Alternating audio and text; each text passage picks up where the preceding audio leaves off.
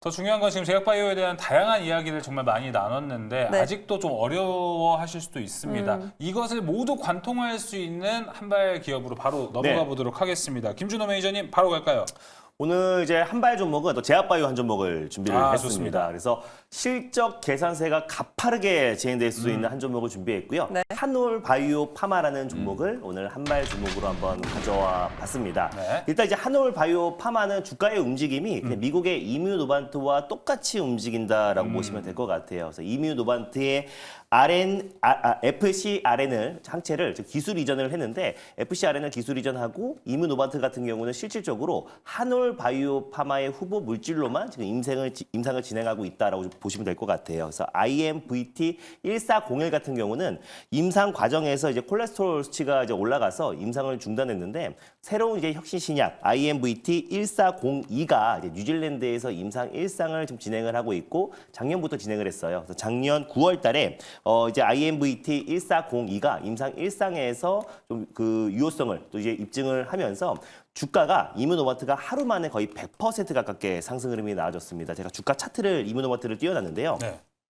2022년도 이제 3달러였던 주가가 2023년도 9월 달에 이제 임상 1상에서 긍정적인 발표가 나오면서 하루 만에 주가가 100% 가까운 상승 흐름이 나와줬어요. 그래서 그때 또 이제 한올바이오파마가 이제 상한가를 들어가기도 했었는데 그 이후에 이제 한올바이오파마 같은 경우는 이제 세론이 나왔어요. 근데 그럼에도 불구하고 이뮤노마트는 추가적인 어떤 상승 흐름이 나와주면서 주가가 45달러까지 갔습니다. 그러니까 1년 동안 3달러에서 45달러까지 이제 상승이 나와주면서 거의 1200% 가까운 주가 급등이 나와줬는데 그에 반해 아직까지 한올바이오파마의 주가 상승 탄력은 좀 제한적이다라고 좀 보고 있고 결국에 지금 이제 이뮤노반트가 시가총액이 43억 달러예요. 그래서 우리 그 돈으로는 한 6조 그리고 이제 지난번에 한 45달러까지 갔을 때는 7조에서 8조까지 올라갔었는데 아무리 코리아 디스카운트와 그리고 또 이제 국내 증시의 어떤 3분의 1로 보수적으로 본다고 하더라도 한올바이오파마의 어떤 이제 시가총액이 한 2조 4천억 정도는 돼야 된다라는 증권사 보고서도 지금 나온 상태고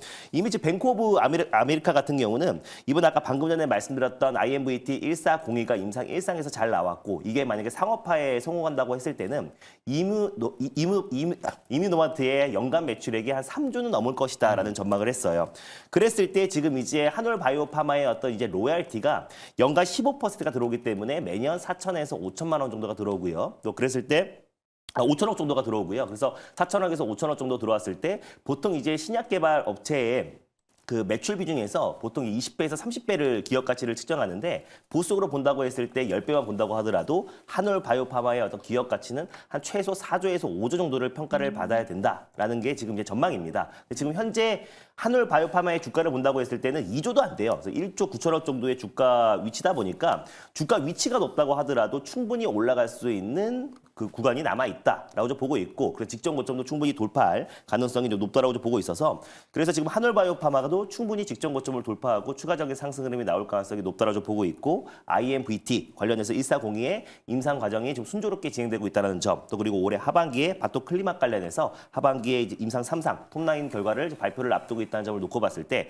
한올바이오파마의 기업 가치가 부각될 수 있다. 그래서 한올바이오파마의 어떤 후보 물질로만 이제 임상을 진행하고 있는 이뮤노반트의 기업 가치가 시총이 7조에서 8조 정도를 평가본다고 했을 때 너무 극심한 저평가 구간이다라고 좀 판단돼서 한올바이오파마라는 종목을 오늘 한발 종목으로 가져와 봤습니다. 가격 전략 같이 들어볼까요?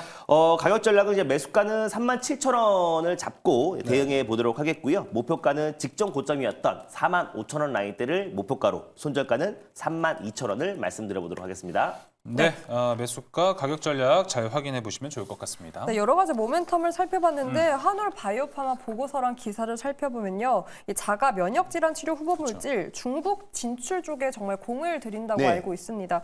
저는 사실 중국 성장 우려감은 여전히 잔존한데 오히려 시장은 뭐 미국 PBM 등 이쪽으로 좀 집중을 하고 있거든요. 맞아요. 우려감은 없습니까? 뭐 일단 한올바이오파마가 이제 중국 시장에 진출한 지가 13년이 됐고요. 또 작년에 이제 자가 면역 질환 치료제 관련해서 임상 상상을 성공하면서 로열티를 받기도 네. 했어요. 그래서 미국에서 아무리 뭐 중국 대리가 계속 된다고 하더라도 이미 기술 이전이 됐던 로열티는 꾸준하게 들어올 수밖에 없는 거고 또 올해 상업화에 성공했을 때 로열티와 마일스톤도 들어오기 때문에 뭐 그런 부분들은 뭐 지나친 우려에 불과하다라고 보고 있어요. 그리고 또 아까 말씀드린 것처럼 한올 바이오 파마의 어떤 주가 움직임 자체는 미국의 이뮤 노바트의 임상 결과에 따라서 같이 움직이기 때문에 이번 중국 진출에 대한 어떤 우려감은 전혀 없고 이미 14년 전부터 중국이 진출에 돼 있다라고 네. 보시면 될 것 같습니다. 알겠습니다. 자, 그럼 이쪽 안에서 같은 좀 모멘텀을 가지고 있는 기업들 VS 시간 가져보도록 하겠습니다. 항상 제가 여기에 요새 갖고 오는 게 면역 항암제로 매드팩토를 항상 VS에 갖고 오고요. 최근에 한 번 좀 부각을 받아서 NKMX를 항상 안 챙겼던 게 주가가 너무 부진했잖아요. 근데 최근에 한 번 올랐던 경력이 생겨서 오늘은 한번 챙겨봤습니다. 이 세 가지에서 김영민 매니저님 일단 어디를 현재 보는 게 좋을까요? 뭐 오늘은 좀 쉽네요. 뭐 당연히 이제 한올 바이오파마를 탑픽으로 이제 선정을 해야 될 것 네. 같고 어쨌든 지금 이제 움직이고 있는 그 제약 바이오 기업들의 가장 핵심은 신약 개발에 대한 이제 성공 가능성. 결국 네. 플랫폼 기업들도 새로운 이제 신약을 개발을 할 때 그 플랫폼이 이제 접목이 될 수 있느냐 없느냐 그리고 이제 개발에 성공을 했을 때 시장 가치가 어느 정도 되느냐를 이제 판단하는 거기 때문에 사실상 지금 한올바이오파마가 이제 주력으로 이제 지금 개발하고 있는 IMVT 1401 그리고 IMVT 1402 뭐 안티 FcRn 계열의 이제 FcRn 저해제로서는 사실상 뭐 경쟁 의약품이 별로 없다 싶을 정도로 뭐 베스트 인 클래스라는 이제 평가를 지금 받고 있는 상황이거든요. 특히 IMVT 1401이 이미 이제 어느 정도 이제 임상에 대한 성과가 이제 만들어진 상황에서 사실 혈중 이제 콜레스테롤 수치가 이제 증가하는 결정적인 이제 부작용이 이제 발견이 좀 되면서 요걸 이제 단기간 안에 IMVT 1401을 가지고 그 부작용을 이제 극복했다는 평가를 받고 있기 때문에 예. 상업화에 대한 이제 성공 가능성이 굉장히 높아지는 거죠. 그러니까 이제 아까 김종현 매니저님 분석해 주셨던 것처럼 나중에 이제 최종적으로 상업화에 성공했을 때 사실상 이제 거의 한 4천억에서 5천억 이상의 뭐 로열티나 마일스톤이 유입될 수 있는 가능성 뭐 이런 부분들과 감안을 해봤을 때 최근에 이제 각광받고 있는 제약 바이오 기업들의 이제 흐름과 상당히 이제 유사하다라고 보시면 되겠죠. 네. 그리고 특히 미국 FDA의 최근에 이제 트렌드가 사실 이런 의약품 수요가 분명히 있는데도 불구하고 의약품의 저변 자체가 되게 취약한 부분 이쪽에 이제 승인을 해줄 때는 사실상 FDA 이제 승인 문턱이 조금 낮아진다라고 보면 되거든요. 이제 그런 측면에서 봤을 때도 지금 IMVT 1402 같은 경우에는 향후에 이제 상업화에 대한 기대감이 굉장히 좀 높다. 뭐 그런 측면에서 봤을 때는 뭐 매드팩토라든지 NKMX 이런 기업들도 뭐 면역 치료제, 면역 항암제와 관련된 이슈가 네. 좀 있습니다만 사실 뭐 한올 바이오파마를 오늘은 뭐 주저하지 않고 네. 탑픽 종목으로 선정을 좀 해드리도록 하겠습니다. 강한 쪽이 여전히 좀 강하게 갈 확률이 높습니다. 자, 그럼 계속해서 김준호 매니저의 한발 리뷰도 이어가 보도록 하겠습니다. 바로 어제 소개가 됐던 레인보우 로보틱스 이야기를 해볼 텐데 네. 어제 시장만 한정하면요. 네. 두산 로보틱스가 하루 이겼거든요. 네. 근데 그만큼 또 따라가지 않을까 싶습니다. 맞습니다. 제가 예전 한 지난달까지만 하더라도 두산 로보틱스보다 레인보우 로보틱스가 좋다고 말씀드렸는데 네. 어제 처음으로 두산도 좋고 레인보우도 로보틱스가 좋아서 네. 둘 다 사라라고 말씀을 드렸어요. 그러네요. 근데 두산 예. 로보틱스가 이제 어제 좀 5% 정도 상승 흐름 나와줬고 레인보우 로보틱스도 한 2% 정도 이제 반등 흐름이 나와줬는데 단기적으로 봤을 때 어제도 말씀드렸다시피 두산 로보틱스가 단기적으로 좋을 수밖에 없는 게 5월달에 이제 MSCI 지수 편입에 대한 기대감도 살아 있고요. 또 그리고 최근에 신성장 동력으로 이제 감속기 사업, 또 그리고 수수용 로봇 사업까지도 뛰어든다라는 얘기가 나와줬기 때문에 네. 단기적인 모멘텀은 더 좋을 수밖에 없다. 다만 장기적으로 본다고 했을 때는 레인보우 로보틱스가 결국 삼성의 어떤 로봇 사업과 같이 동행하는 기업이고 삼성의 계열사가 되기 때문에 결국 또 올해 상반기에 또 레인보우 로보틱스가 전 세계 테크 기업들이 지금 집중하고 있는 로봇 산업 안에서도 인간과 똑 닮은 휴머노이드 로봇 관련해서 개발에 박차를 가하고 있잖아요. 네. 그랬을 때 레인보우 로보틱스가 올해 상반신만 있는 휴머노이드 로봇을 또 이제 공개를 앞두고 있는 시점이다 보니까 이런 부분들이 앞으로의 삼성과의 어떤 협력, 또 삼성 또한 휴머노이드 로봇을 연내에 공개를 하겠다고 했기 때문에 결국 레인보우 로보틱스의 어떤 가치와 또 그리고 협업은 계속 이어질 수밖에 없다는 관점에서 장기적으로는 레인보우 로보틱스, 단기적으로는 두산 로보틱스를 말씀드렸습니다. 그래서 어제도 좀 의미 있는 상승 흐름 나와줬고요. 맞아요. 그리고 또 이제 최근에 어떤 주가 흐름을 본다고 했을 때 1월 달에도 증시가 크게 흔들리면서 웬만한 종목들이 막 20-30%대 조정 흐름이 나와줬잖아요. 그럼에도 불구하고 레인보우 로보틱스는 안정적인 이제 박스피 흐름이 나와주고 있는데 이 박스권 라인대를 강력하게 돌파했을 때 강한 시세가 전 분출될 수 있다라고 보고 있습니다. 그래서 레인보우 로보틱스 접근하시는 분들은 단기적인 시각보다는 좀 긴 호흡으로 좀 지켜보실 부분이 있고 네. 우리가 로봇 섹터를 하는 데 있어서 로봇 섹터 안에 레인보우 로보틱스가 빠져선 절대 안 된다라고 좀 보는 관점에서 관점에서 레인보우 로보틱스를 한번 오랜만에 한번 소개해드려봤습니다. 네, 레인보우 로보틱스 리뷰했고요. 어제와 그렇게 큰 차이는 없기 때문에 오늘 신규 매수 타점도 나쁘지 않을 것 같습니다. 이번에는 이어서 컴투스 홀딩스도 같이 살펴보도록 하겠습니다. 여기는 가상화폐가 움직일 때도 같이 움직이는 경향도 있고 네. 게임이 강하게 움직이면 또 강하게 움직이는 경향이 있어서 맞습니다. 여러 가지로 좋습니다, 지금. 네, 어제 위메이드가 좀 큰 폭의 반등 흐름이 오랜만에 예. 나와줬어요. 그래서 장영국 대표가 사임했다는 얘기가 나와주면서 급락했다가 최근에 이제 나이트크루가 글로벌 버전이 흥행에 성공했다는 소식이 나와주면서 급반등이 나와줬습니다. 그래서 위메이드가 이제 본격적으로 이제 게임 흥행으로 인한 상승 흐름이 나와주면은 게임 업황 전반적으로 투심이 좀 회복될 시그널이다라고 좀 보고 있고요. 그래서 컴투스 그룹 자체가 이제 위메이드의 성공 방식을 그대로 따라가는 기업이고 또 컴투스 홀딩스 자체적으로도 최근에 암호화폐 어떤 상승에도 직접적인 연관이 있다라고 말씀드렸잖아요. 그래서 업계 3위인 코인원의 2대 주주가 또 컴투스 홀딩스이기도 하고 또 XR 시장이 이제 본격적으로 이제 올해 개화되고 또 컨텐츠 관련해서 또 이제 VR 또 XR 게임들을 예전부터 개발을 꾸준히 해왔던 기업이기도 하고요. 또 그리고 메타 플랫폼이나 피코에도 그 XR 게임들을 공급하고 있는 기업이다 보니까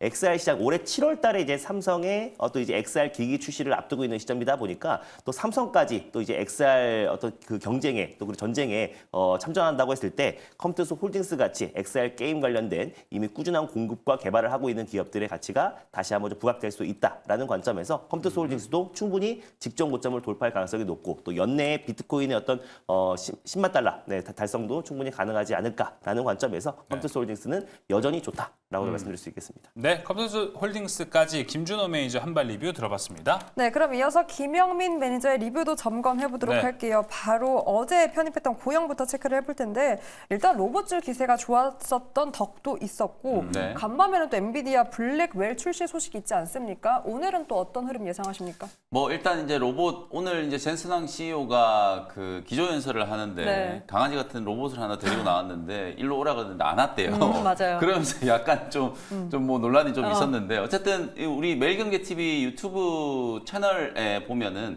젠스낭 CEO 기조연설한 거 이제 요약해 놓은 게 지금 맞아요. 동영상이 잘 올라왔으니까 그거 여러분들 꼭 좀 확인해 보시고 어쨌든 이 GTC 2024가 이제 개막을 했고 저는 계속 말씀드리는 것처럼 앞으로 AI 반도체가 이제 어떻게 이제 발전을 해 나갈지 AI 반도체가 단순히 반도체뿐만 아니라 거의 모든 산업에 지금 결정적인 영향을 미칠 수밖에 없는 그런 시대가 저는 왔다라고 보거든요. 그런 측면에서 봤을 때 향후의 어떤 확장성을 여러분들이 한 번 더 확인해 볼 수 있는 계기가 된다라고 보기 때문에 GTC 2024가 이 AI 반도체 종목들한테도 새로운 이제 상승 촉매가 될 수 있는 가능성이 좀 높다. 이렇게 이제 이해하시면 될 것 같고 특히나 제가 최근에는 이 후공정 쪽 기업들을 많이 강조를 좀 해드리고 있잖아요. 패키징이라든지 테스트와 관련된 이슈들이 하루가 멀다 하고 지금 계속 나오고 있는 상황이거든요. 그래서 그런 측면에서 고영은 3D 이제 외관 검사 장비 테스팅을 전문적으로 이제 하는 기업이기 때문에 꼭 관심을 좀 가져야 되고 또 뭐 뇌수술용 로봇도 제작을 해가지고 올해 이제 FDA 심사 이제 승인까지 이제 앞두고 있는 상황이기 때문에 이런저런 이제 모멘텀을 봤을 때 주가는 오히려 이제 바닥까지 좀 빠져 있는 상태, 박스권 하단에 이제 빠져 있는 구간이기 때문에 뭐 오늘도 마찬가지 고영은 매수 기회를 주고 있다라고 보여지거든요. 지금 요 하단의 추세를 봤을 때 딱 여기 이 자리에서 급등이 이제 나오는 패턴들이 지금 여러 번 반복되고 있기 때문에 이번에도 마찬가지로 여기 요 하단 추세선을 딱 찍고 다시 한번 이제 강한 상승이 나올 수 있는 자리이기 때문에 뭐 오늘도 저는 고영 매수 의견을 좀 드려보도록 하겠습니다. 네, 고영의 리뷰까지 체크를 해봤고요. 그 다음은 하나마이크론입니다. 사실 오늘 가장 기대될 수 있는 기업 중에 맞아요. 하나인 게 네. 어제는 약했는데 어제 장 마감 후에 첨단 패키징 시장 진출 소식이 나왔어요. 네. 시간 외에서 바로 반응을 했습니다. 맞습니다. 어제 이제 패키지와 관련된 삼성전자도 이제 패키지 관련된 뉴스가 어제 하나 나왔었고 또 하나마이크론 같은 경우에는 100조 원 이제 첨단 패키징 시장에 진출을 하겠다. 네. 뭐 이런 얘기가 나왔단 말이에요. 사실은 이제 하나마이크론 같은 경우에는 삼성전자나 SK하이닉스 소위 말해서 이제 레거시 물량, 메모리 물량들을 이제 맞아요. 주로 이제 후공정하는 이제 기업으로 알려져 있는데 우리도 이제 첨단 패키징 HBM뿐만 아니라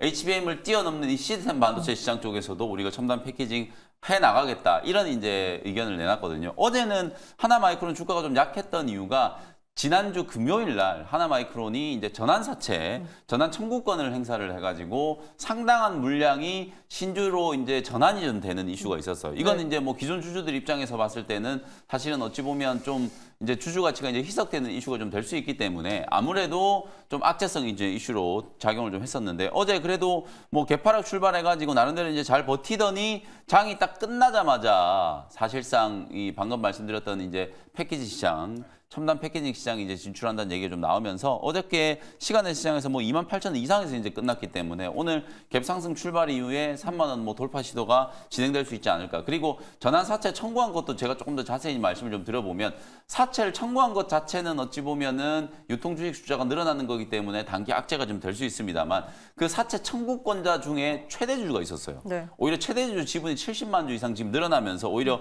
최대주주 지분이 더 확대됐다라고 보시면 될 것 같거든요. 근데 공교롭게도 최대주주 지분이 확대되고 난 이후에 어제 첨단 패키지 시장 진출에 대한 얘기가 나왔기 때문에 이거는 뭐 제가 더 이상 설명드리지 않아도 뭔가에 좀 포석을 좀 깔아놓고 있는 거구나 이렇게 해석할 수 있는 부분이기 때문에 하나마이크론 뭐 패키징과 관련된 부분도 특히 제가 계속 말씀드리지만 고영도 그렇고 하나마이크론도 그렇고 결국은 후공정 따는 이제 기업들이잖아요. 뭐 추가적인 상승을 좀 열어놓고 대응을 하셔도 되겠다 이렇게 말씀드리겠습니다. 네, 추가 상승 가능성 여력 열어두고 하나마이크론 전략 챙겨봤습니다.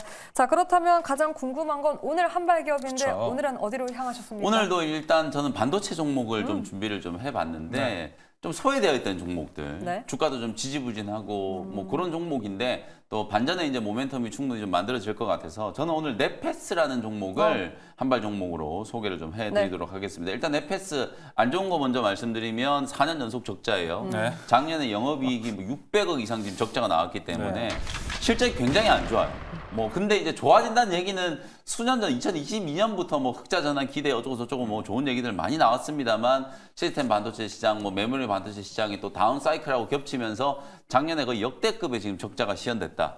근데 이제 이렇게 이제 해석을 해볼 수도 있는 거예요. 이제 더 이상 나빠질 게 없다. 뭐 그런 측면에서 봤을 때는 주가가 이제 어느 정도 이제 바닥이 좀 형성이 좀 됐고 상승에 대한 이제 모멘텀을 좀 찾아갈 수 있지 않을까. 특히나 또 제가 방금 리뷰해드렸던 종목들도 다 후공정 기업이고 넷패스도 마찬가지로 OSAT 기업을 이제 보시면 되거든요. 이 후공정 관련된 이제 기업이고 특히나 요즘에 이제 패키징 얘기를 너무 많이 하고 있는데 뭐 어드밴스드 패키지, 2.5D 패키지, 3D 패키지 또 TSMC 같은 경우에는 이제 칩온 웨이폼 서브스트레이트 뭐 요거까지 계속해서 지금 투자가 좀 집중적으로 좀 진행되고 있는 상황이기 때문에 특히 패키징 분야에 있어서는 뭐 넷패스가 국내에서는 이제 기술적인 좀 강점을 좀 가지고 있는 기업이다. 이렇게 이제 보시면 될 것 같아요. 글로벌 OSAT 기업들 중에서 특히 팬아웃 방식 웨이퍼 레벨 패키지 어제 제가 고용 소개를 해드릴 때도 팬아웃 방식의 웨이퍼 레벨 패키징 요걸 이제 검사하는 장비를 맞아요. 세계 최초로 이제 개발을 했다. 이런 말씀 좀 드렸었잖아요. 특히 이제 오늘 말씀드리는 넷패스 같은 경우에도 이제 전 세계 OSAT 기업 중에 한 4군데만 지금 기술 구현이 가능한 팬아웃 방식의 이제 웨이퍼 레벨 패키징 기술을 이제 보유하고 있는 기업이다. 이게 이제 가장 핵심이라고 보시면 될 것 같고 앞서 말씀드렸다시피 글로벌 이제 반도체 기업들이 2.5D 혹은 3D 뭐 삼성이 얘기하는 어드밴스 패키지 이런 쪽에 사활을 걸고 있는 상황이기 때문에 이쪽과 관련된 투자가 집중적으로 좀 진행이 좀 됐을 때 관련된 이제 수혜주로 부각받을 수 있을 만한 기업이 바로 이제 넷패스다. 또 미국 기업 중에서는 요즘에 또 이제 꿈틀꿈틀 잘 나가는 이 퀄컴이라는 기업. 요 기업도 이제 주요 고객사를 확보를 했고 퀄컴하고는 이제 팬아웃 방식의 패널 레벨 패키징도 같이 이제 추진을 하고 있는 상황이에요. 거의 뭐 패키징의 끝판왕이라고 보시면 될 것 같거든요. 이게 이제 웨이퍼 단이 아니라 이제 패키지 자체를 이제 패널 단에서 이제 한다라고 하면 엄청난 이제 효율성이 생기거든요. 다만 아직까지도 이제 수율 잡는 이제 문제가 좀 남아 있는 부분이기 때문에 이게는 이제 조금 더 먼 미래다. 이렇게 이제 생각을 하시면 될 것 같고. 어쨌든 어저께 또 삼성전자가 어드밴스드 패키징 사업팀과 관련된 이제 인력 보강과 관련된 기사가 또 하나 떴어요. 그 인력 보강 기사를 보면 결국 이제 삼성전자가 앞으로 TSMC와 이제 파운드리 경쟁에서 패키징을 이제 잘해야겠구나라는 걸 너무 좀 늦게 깨달은 거죠. 이제서 이제 좀 늦게 이제 투자를 한다라는 것 자체가 좀 만시지탄의 이제 또 좀 성격이 좀 있긴 합니다만 그래도 제대로 된 방향으로 좀 가고 있다. 저는 이제 이렇게 보고 어쨌든 삼성전자의 이제 패키징과 관련된 투자가 직접적으로 이제 수혜를 입을 수 있는 기업이 넷패스다. 그리고 넷패스는 상장되어 있는 넷패스 아크라고 하는 자회사도 있잖아요. 그쵸. 넷패스 아크는 주로 또 테스트를 전문적으로 하는 네. 기업이기 때문에 네. 요 두 기업이 동반해서 올해는 실적 개선에 대한 이제 기대감을 좀 받을 수 있지 않겠는가 이렇게 이제 생각하시면 될 것 같고요. 차트 보면서 이제 가격 전략 한번 설명 좀 드려보도록 하겠습니다. 뭐 주가는 굉장히 좀 지지부진해요. 올 초에 이제 이런 뭐 어드밴스드 패키지라든지 이제 삼성전자 이제 엑시노스 2400 뭐 이런 것과 관련된 이슈에 맞물리면서 단기 반등이 좀 들어오긴 했습니다만 중장기 이제 추세를 보면 여전히 좀 바닥권에 있고 4년 연속으로 이제 적자가 났던 것처럼 주가 자체도 이제 월봉을 보시면 굉장히 좀 부진하게 2021년, 2020년 이후부터 계속해서 이제 하락세를 좀 겪고 있다. 다만 이제 대바닥이 어느 정도 좀 만들어졌다라고 보여지기 때문에 뭐 19,000원 정도 수준에서 접근하는 게 가격적으로는 부담스럽지 않은 그런 구간이다라고 보고 일단 매수 가격은 19,000원 정도 잡아드리도록 하고요. 일자 목표 가격은 23,000원, 손절가는 16,000원 참고해 보시면 되겠습니다. 네, 오늘의 한발 네페스였습니다. 앞서 말씀해 주신 것처럼 네페스 아크와 동반해서 실적 개선을 보일 것이다라고 짚어줬습니다. 그래서 궁금한 건 왜 네페스 아크가 아니라 네페스인 그렇죠. 겁니까? 차트를 봐도 거래 대금을 봐도 현구가 매력적으로 그렇죠. 느껴지는 건 투자자 맞아요. 입장에서 아크입니다. 네, 네페스 아크가 뭐 저도 그렇게 생각해요. 훨씬 뭐 기술적인 흐름도 네페스 네. 아크가 좋고 최근에 이제 이슈에서도 네페스 아크는 막 뉴로모픽 뭐 이런 맞아요. 쪽으로도 또 같이 또 엮인 게 있기 때문에 훨씬 더 좀 탄력적으로 움직이고 있어요. 근데 이제 제가 봤을 때는 좀 패키징 쪽에 여러분들이 이제 좀 관심을 좀 가지셔야 되겠다. 삼성전자도 그렇고 SK 하이닉스 쪽도 그렇고 이제 패키징 쪽에 대한 이제 투자 얘기가 점점점 좀 늘어나지 않겠는가 하는 그런 기대감에 뭐 네페스 아크는 제가 굳이 오늘 소개해드리지 않아도 많은 분들이 최근에 관심을 좀 갖고 계시기 때문에 네. 네페스 아크의 지분 50%를 보유하고 있는 최대 주주가 네페스이기 때문에 그냥 또 모회사 네페스도 이제 한번 좀 보실 필요가 있지 않겠나 뭐 그런 측면에서 오늘은 네페스를 소개해드렸다라고 보시면 되겠습니다. 뭔가 어느 정도 좀 소외되는 포인트에 좀 빠지신 거 아닙니까? 요새? 네, 성화 아나운서의 또 그러니까요. 소외된 종목 잘 찍어내시는 것도 있고 그래서 뭐 반도체도 마찬가지죠. 뭐 지금 말씀해 주신 게 뭐 저희가 웃으면서 말씀드리지만 저는 전국을 좀 찔렀다라고 보는 게 어쨌든 GTC 2024가 이제 개막하고 나면 반도체 업종 안에서도 분명히 뭔가 좀 순환매가 이제 진행이 좀 될 거거든요. 그런 측면에서 봤을 때는 그동안에 좀 소외됐었던 종목들 중에서 이런 모멘텀이 있었는데 주가가 왜 이렇게 부진했을까? 실적이 안 좋았었구나. 근데 올해는 분명히 실적이 좀 좋아지겠구나. 이런 기업들이 있단 말이에요. 네. 그 대표적인 기업이 네페스하고 네페스 아크이기 때문에 뭐 그런 측면에서 접근을 해본다라고 하더라도 충분히 오늘 한번 관심을 좀 가져볼 수 있지 않을까 이렇게 말씀드리겠습니다. 알겠습니다. 그러면 바로 이제 VS 시간으로 가보도록 하겠습니다. 순환매 관점이 있기 때문에 그래서 VS에 SFA 반도체 넣어도 괜찮겠다라고 생각이 돼서 넣어봤고요. 최고의 대세를 달릴 것으로 지금 예상이 되고 있는 하나마이크론 뺄 수 없어서 같이 네. 넣어봤습니다. 저는 소외되지 않은 하나 마이크론을 한번 꼽아보도록 오늘 하겠습니다. 선택해 줬는데. 네. 예. 왜 이렇게 눈치 보시는 거예요? 근데 또 하나 마이크론이 또 예전에 김혜민이 또 추천했던 맞아요. 종목이기도 하니까 예. 네, 하나 마이크론을 좀 하면은 하나 마이크론이 또 오사트 기업만 본다고 하더라도 네. 국내 1위 기업이고요. 또 전 세계 또 11위 기업이기도 합니다. 그래서 또 어제 시간 외에서도 한 5% 정도 이제 반등 흐름이 나졌던 게 그렇죠. AI 반도체 또 첨단 패키징 관련해서 기술 개발에 박차를 가하겠다라고 했기 때문에 다시 메모리 업황과 또 AI 반도체 수요 증가에 있어서 결국 후공중의 중요성이 더욱더 높아지고 있는 상태다 보니까 하나 마이크론이 최근에 전환사채로 인해서 주가 하락에 나왔던 부분들은 네. 금방 회복하지 않을까 좀 보고 있어요. 그래서 작년 3월 달에도 사실 전환사채 발행했었는데 아무도 기억하시는 분들이 없잖아요. 주가가 지금 신고가 흐름까지 나왔기 때문에. 그래서 결국 전환사채는 단기적으로는 악재긴 할 수 있지만은 장기적으로 본다고 했을 때 어떤 기업의 어떤 설비 투자와 투자 확대 또 R&D 투자 확대로 인해서 전환사채를 하는 거기 때문에 장기적으로 봤을 때는 굉장히 좀 긍정적으로 보고 있고 또 국내 유일하게 또 이제 풀 턴키 방식으로 사업을 하는 기업이에요. 그래서 뭐 패키징뿐만 아니라 또 이제 뭐 테스트 또 그리고 모듈 조립까지도 전체적으로 이제 풀 패키징 또 그리고 풀 턴키 방식으로 사업하는 기업이다 보니까 기술력은 입증받았고 또 그리고 탄탄한 삼성의 뒷배가 있는 또 기업이다 보니까 다시 한번 안정적인 주가 상승 흐름이 나오지 않을까라는 관점에서 탑픽 종목으로 하나 마이크론 한번 꼽아보도록 하겠습니다. 네. 네. 이렇게 리뷰까지 점검을 해봤습니다. 네. 자, 그럼 돌아와서 한번 체크를 해볼 텐데 일단 오늘 시장 예상이 약간 혼조셉니다. 삼성전자는 상승 출발, SK하이닉스는 하락 출발이 예상되고 있고요. 2차 전지도 선별적 흐름이 감지됩니다. 그런데 2차 전지는 사실상 저는 강할 것이다라고 예상을 하는 게 테슬라가 무려 6%또 반등을 네. 보이지 않았습니까? 오늘 2차 전지 N번째 반등 시도 오늘도 확인할 수 있다고 보십니까? 일단 어제 좀 선반영이죠. 우리 시장은 어저께 이제 이미 2차전지 소재 종목들, 뭐 에코프로 그룹주들을 포함해서 맞아요. 상당히 좀 좋았잖아요. 전고체 관련된 종목들, 이수 스페셜티 케미칼 뭐 이런 종목들도 좀 급등이 나왔기 때문에 일정 부분 좀 선반영됐다. 특히 오늘 테슬라 주가가 이제 급반등에 성공을 한 이유는 뭐 아크인베스트의 돈나무 원님께서 또 테슬라 주가가 맞아요. 급락했을 때 공격적으로 매수했다. 샀다. 엔비디아를 팔고 나는 테슬라를 샀다. 이 공식적으로 지금 얘기를 하고 있잖아요. 뭐 그런 부분들도 하나의 촉매로 좀 작용을 좀 한 것 같고 또 하나는 이제 인도가 전기차 관세를 이제 인하한다. 그 뭐 이런 부분이 얘기 나왔어요. 궁금하더라고요. 맞아요. 그래서 이거는 어쨌든